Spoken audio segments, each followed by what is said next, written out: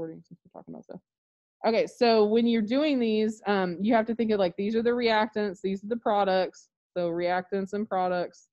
My delta H is from the height difference between the reactants and products. So this shows me that on exothermic, it's going to be negative delta H because the products are lower. So I would be doing a lower number minus a higher number. Over here, it's the opposite. The products are higher. So that tells me that endothermic, the delta H is going to be positive. And then the other thing is, where's the activation energy? So remember, that's the energy from the reactants to the peak of the graph. So from here to here, that's my activation energy. And then on this one, it's a lot higher. It's a lot higher because it's a lot bigger of a difference. Okay. So just kind of all those different parts on those diagrams, kind of where they are and what they mean for each of the types. Okay. Jennifer, we're just kind of going through the review that's on Canvas just really quick, just to kind of point out some things, because this is what you guys are going to be working on for today and over the weekend. All right, so state, again, anytime it's got state, you're just stating something. It doesn't need a lot of detail. It just like quick and to the point, okay? So the number 6, state whether combustion's exothermic or anything. So that's, you either say combustion is exothermic or you say combustion is endothermic, whichever one it is. Same thing for 7, state whether neutralization reaction when an acid reacts with an alkali. Remember, alkali is just another word for base, okay? Is that exothermic or endothermic? All right. Now we're kind of getting into the other things. So now it says we're calculating the enthalpy change of combustion. Okay. When it says you have 1.2 grams of hexanes burnt, it gives you the mass of the water, gives you specific heat, and the temperature is raised by it. So it gives you the delta T. It gives you the mass. Okay. And then the 1.0 grams, 20 grams of hexane, that's what you need to convert to moles. Because remember, delta H is Q, the amount of heat transfer, divided by N, the number of moles for a reaction. So on this one, I would use my mass of water, the specific heat of water, and my delta T. So that's my MC delta T. That's how I calculate Q. And then once I get Q, I have to divide it by the number of moles of my hexane. And so I need the 1.2. The reason they gave me that mass is because that has to be converted to moles using the molar mass of this hexane formula you're given. And then you divide Q by that. So again, Q is MC delta T, which they give us all those things in the problem. So you solve for Q. And then we know that whatever amount of heat that the water absorbed, that's the amount of heat that the hexane gave off in the combustion reaction. So that's why I can use that same Q value here to divide by the number of moles of hexane to get the delta H. Okay. 2 reasons why the enthalpy change in 8, sorry, written over.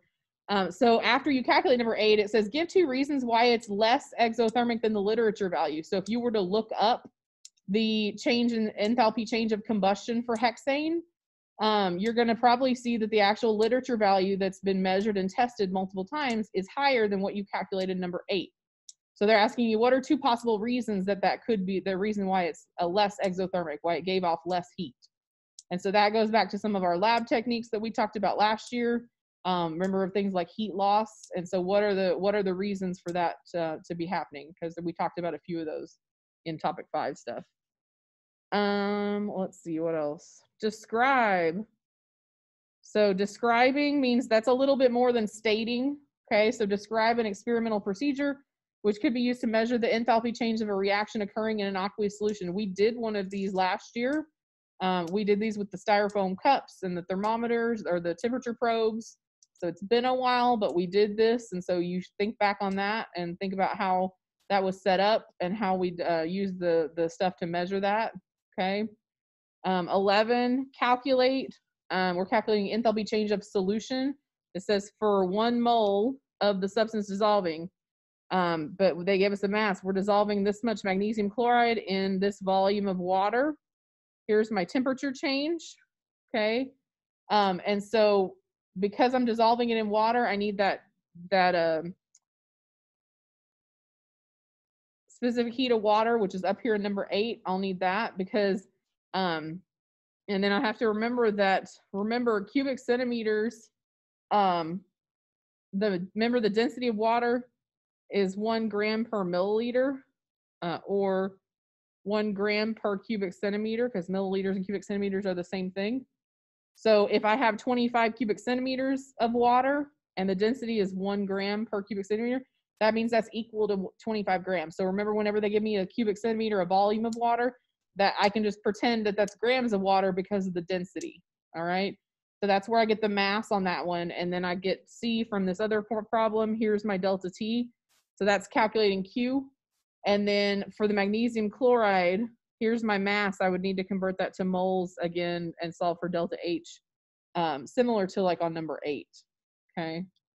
The difference though is that you were given the volume of the water, so you had to convert that to the mass using that density.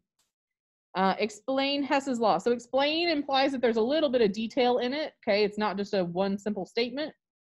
Define the standard enthalpy change of formation. Okay, so remember, oops, I didn't mean to do that. Scroll it down. Remember that enthalpy change, like the enthalpy of a reaction, that's different from the formation of a substance. Enthalpy change for the formation of a substance, that is how much energy, or what's the enthalpy change to form 1 mole of that substance. Okay, so that's where you have like delta H with the little F subscript down there. Okay, it's not just delta H of a reaction, it's delta H of formation. What does standard conditions mean? What does standard state mean? Okay, those are just 2 definition term type things.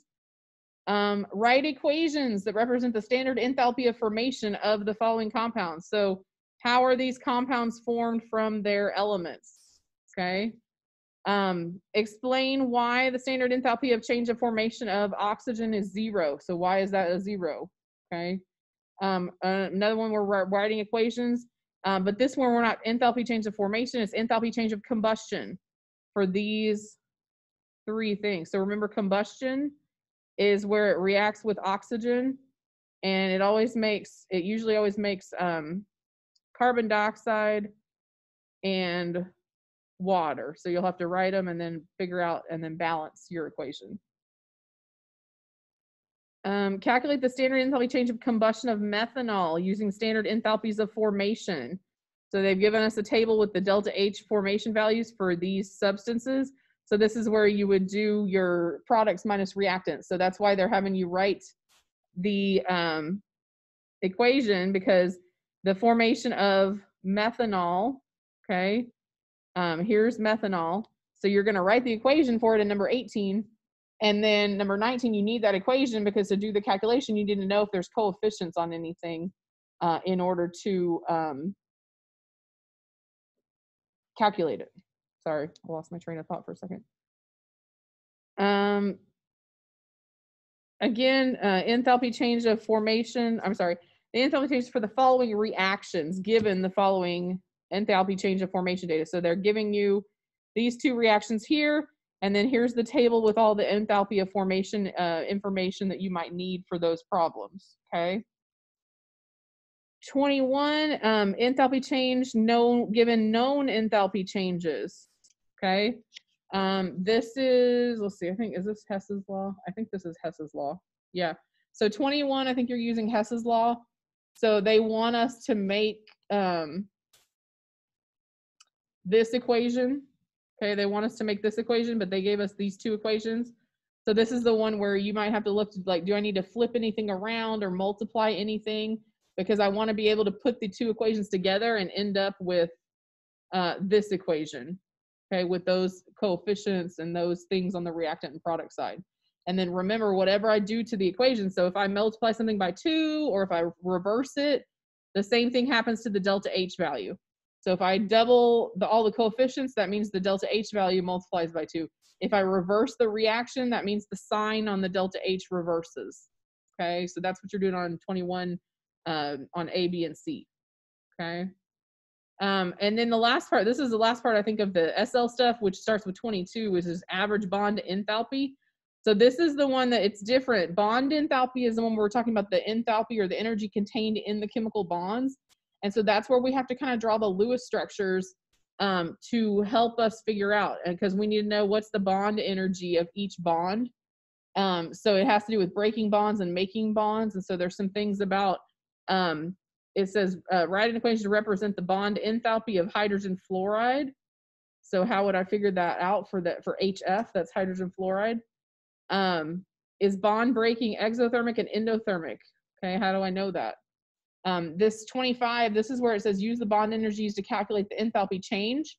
So this is where Lewis structures come in, because like 25, CH4, I have to know that that looks like this, okay? That it's CH4. So there are 4 CH bonds in that compound. So I would have to use this 410 and I'd have to multiply it by 4 for the bond energy of that compound. For Cl2, I need to know that that is Cl single bonded. And so that would be 240 because there's just one of them. When I come to the product side, I have CH3Cl. So that is C is in the middle. It's connected to 3 H's and 1 Cl. So there's 3 CH bonds, and then there's a CCl bond that I would need. And then the last thing is this HCl, and that's just simply HCl. So depending on how you want to do it, you can do them all individually and then, subtract. But remember on this one, you do the reactants minus products. This is where it's backwards. Bond enthalpies, it's backwards of the normal calculation. The other way that you could do it is if you want to draw everything out. So like if I drew CH4,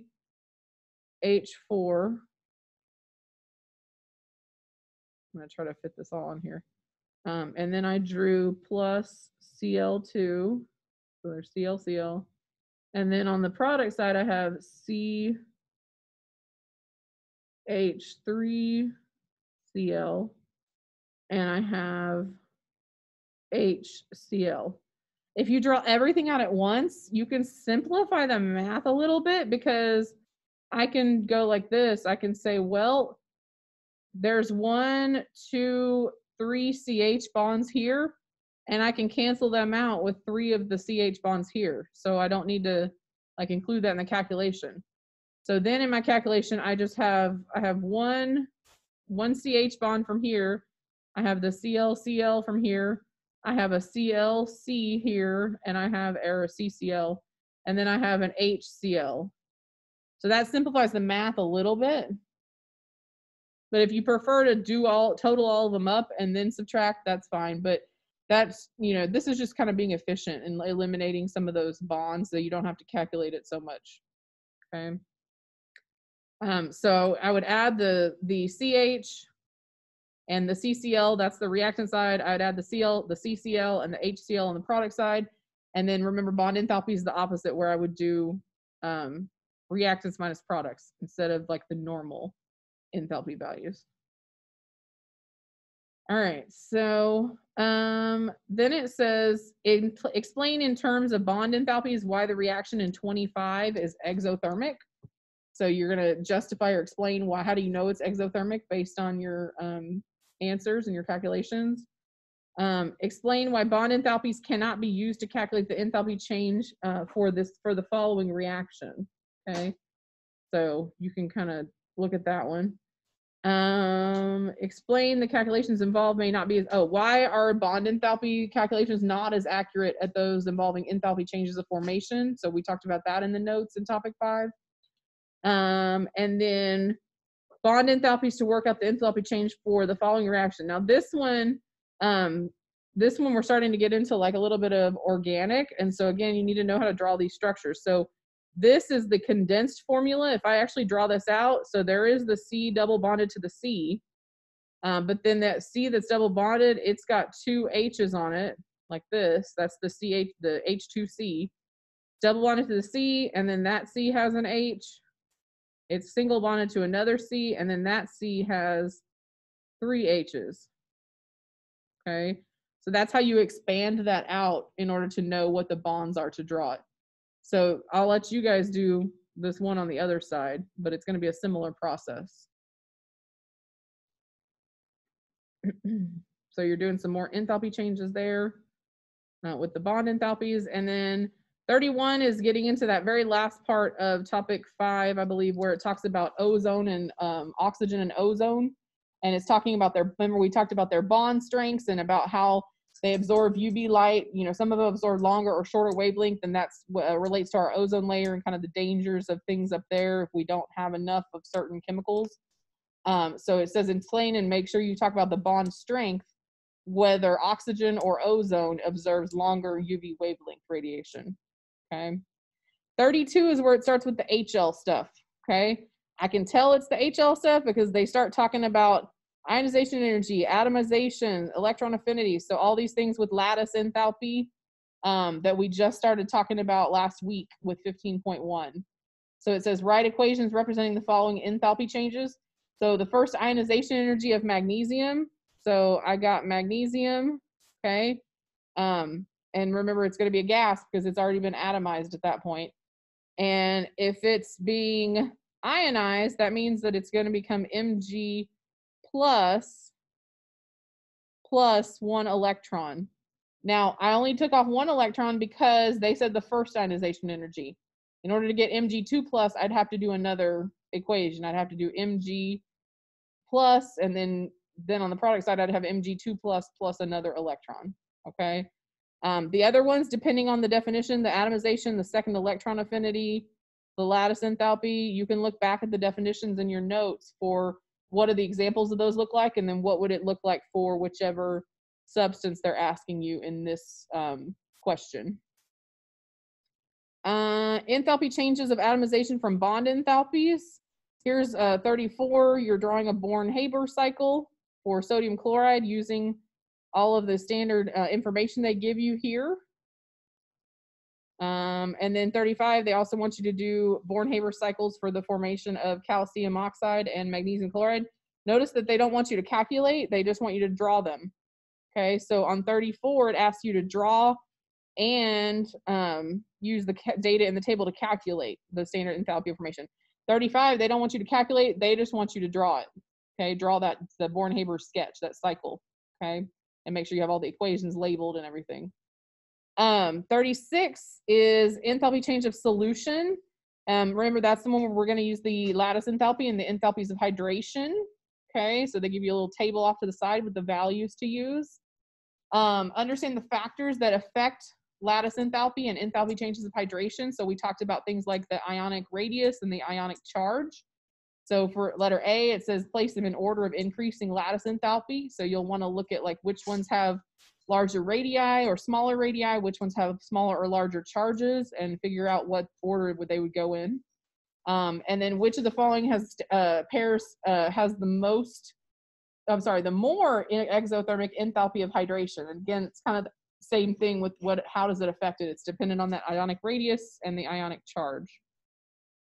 Then we start getting 38 starts getting into like 15.2 because now we have entropy. So it says, what does the term entropy mean in terms of distribution of energy? So that's in our notes. State and explain whether each of the following reactions involves an increase or decrease in entropy, and then what's the sign of delta S, because you should know if it's increasing or decreasing, that should tell you what the sign is for the delta S. Use these entropies of formation, or sorry, absolute entropies to calculate the standard entropy change. So again, this is products minus reactants. Here's your values, and here's your balanced equation. And then the last part here has to do with the Gibbs free energy that we just talked about last class.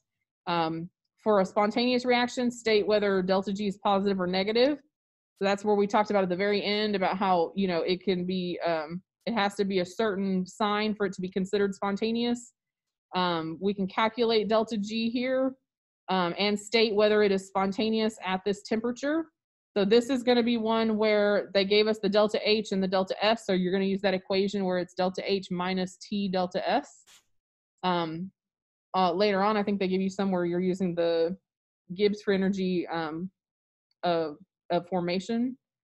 Explain whether a reaction for which delta S is positive becomes more or less spontaneous as temperature increases. So that's that very end that we talked about last time with how does the temperature affect the entropy and the Gibbs free energy, and like how does it all kind of fit together and work together. And it said then 44 is explaining if they become more or less spontaneous as the temperature increases. So you'll have to look at like your delta H and your delta S values on both of them. And that kind of goes with that little chart at the very end of the notes from last time. And then the last one, it says work out the temperature at which the reaction below becomes spontaneous. So we talked about last time that the delta H and delta S values, you know, they're usually spontaneous or non-spontaneous depending on what they are. And so they've given us values for delta H and delta S, but we know that the temperature can affect whether it's spontaneous or not. So if we want to work out the temperature at which the reaction below becomes spontaneous, that means that we need to work out to where we get a delta G that's negative. So delta G has to be less than 0, okay? So that's what you want to think about. If delta G is going to be lower than 0, then you want to solve for the temperature in the equation, all right? Because they give us delta H and delta S. We're solving for the temperature. And so we know that if we want it to be spontaneous, that means delta G has got to be a negative number. It has to be less than 0. So if you set delta G equal to 0, then you should be able to figure that out. And then in anything lower than that number, I'm sorry, anything higher than that number would give us negative values for delta G, okay? All right, so that was kind of a like blow by blow summary. You guys want to look at any particular ones, or do you have any questions? Yes. Which ones? I had a question on number 10.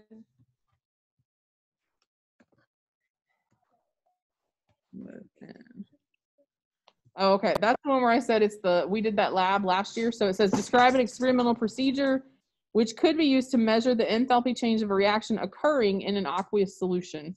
So we did this one last year where you guys had, I think we did it with, we did an acid and a base, I think it was a neutralization one. And so you had the little styrofoam coffee cups with the temperature probes in them with the lids, and you added the stuff together, and then you kind of like swirled it around and you mixed it and you measured the temperature change. You guys remember that vaguely? Yeah. Okay. I know it's been a while. So when you says describing it, you would say kind of what I was just saying. You would use a coffee cup calorimeter to you'd have a solution, and then you could either add another solution to it, like the neutralization, or we also did one where we added a solid metal. I think we did zinc. I can't remember. And so you would put your two reactants into your styrofoam cup with a lid. You want to make sure you mention that there's a lid because you're trying to control heat loss. You would have a thermometer or a temperature probe in the cup that's submerged in the solution, because your experiment would be measuring the temperature change. And then you would use that change in temperature along with the fact that, you know, your solutions are aqueous, so they're mostly water. So you would use the specific heat value of water. We assume that the solution is close enough to being water that it's going to be the same value for specific heat. And then you would measure the volume of your solution. And since we know the density of water is 1 and the solution's mostly water, then we know that the volume is going to be equal to the mass, okay? So you would have a known volume or known mass of your solution. You would measure the temperature change, and then you would use the Q equals MC delta T equation to calculate the heat. And then you would divide that by the number of moles of your limiting reactant. So, you know, if you were adding that metal, that solid substance in, then you would use that one. If it was the 2 solutions, then you would have to figure out which one is your limiting reactant and then use that to divide Q by the moles to get the delta H. Okay. And then I also had a question on 16. Okay. Right, then write equations which represent the standard enthalpy change of formation. So how are those? So enthalpy change of formation, remember that means that you're forming a compound from its elements in their standard state.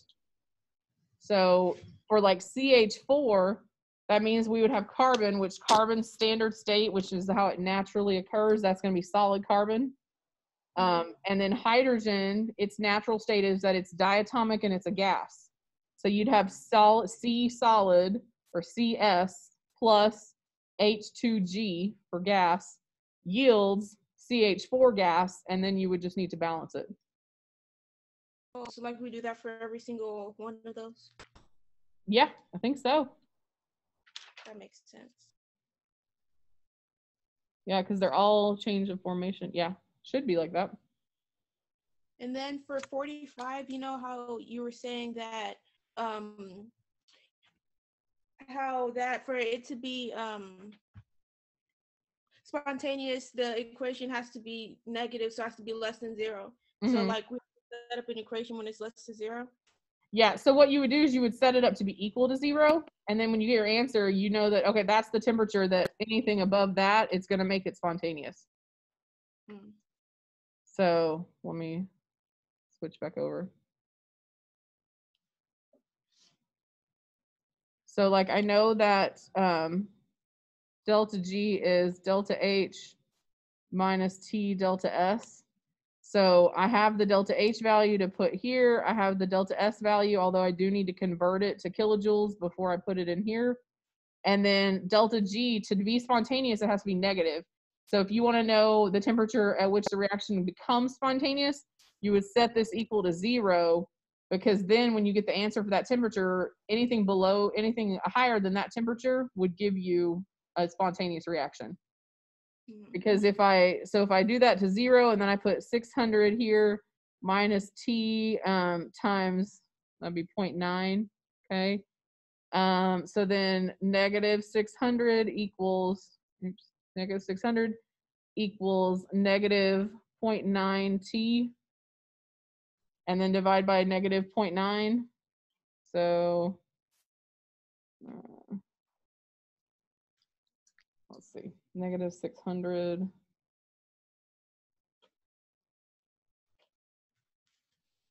So that gives me T equals 666.66, and the 6 keeps repeating. So that means that that's the temperature, anything above that. So if I did like 667, I'd probably get a negative value for delta G. Because at that value, it's equal to 0. So any temperature higher than that, that's going to make delta G be spontaneous. So that's the temperature that it would start, was when it'd be 0, because below 0 is when it's spontaneous. And this is, that's Kelvin. Oh, and then Miss, for 25, I did all the work, right? But like, I don't know why it's an exothermic. So like, I did the work, but I got positive 120 instead of negative, but it's supposed to be negative because it's exothermic. Did you do reactants minus products? I thought, so it's reactants minus products. Remember bond enthalpies are opposite. Oh, okay, so then never mind. Okay.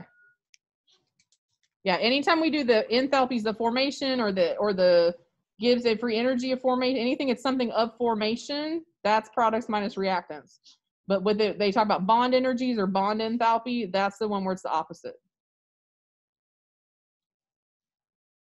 All right, anybody else? How are the rest of us doing? Good. Good. Okay, we still here? Jennifer, Curtis? Yeah. Okay. I'm still here. Okay, so I know I kind of went through it quickly, but I just wanted to go through it all to at least show y'all what all you should be doing for each one. And so then you guys will have over the weekend to work on it. And I know that I'm sure you guys will probably talk to each other, and that's fine. You can work together on it. Y'all, we're one big happy family.